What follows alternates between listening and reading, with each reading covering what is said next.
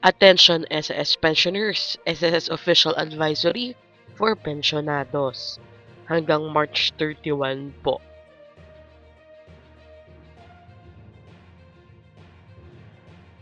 Magandang araw po sa ating manonood kung ikaw ay isang retirement pensioner na 80 years old pataas at nakatira sa Pilipinas, total disability pensioner, retiree pensioner na nasa ibang bansa, or survivor pensioners na pumanaw ng miyembro na ipinanganak sa buwan ng Marso, huwag kalimutang mag-comply sa Annual Confirmation of Pensioners or ACO program.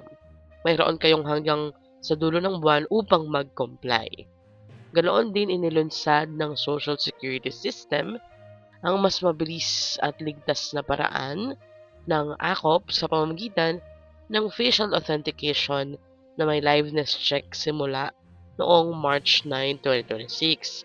Sa pagkipagtulungan sa PSA, ginagamit na ang PhilSys E-Verify upang makumpirma ang pagkakakilanlan ng mga pensioner nang hindi na kailangan pang pumunta sa branch.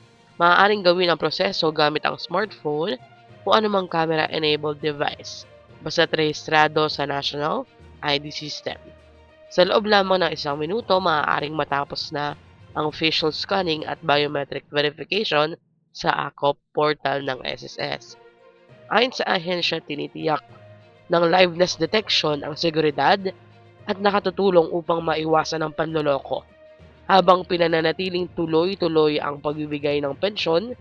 Sa klaw ng bagong sistema, ang mga pensioner na ang edad ay 80 years old pataas, mga nasa abroad at survivorship beneficiaries.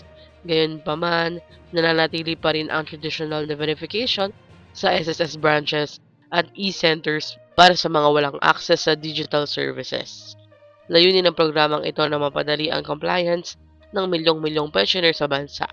Mas mabilis, mas ligtas, at mas accessible kahit nasa bahay lang.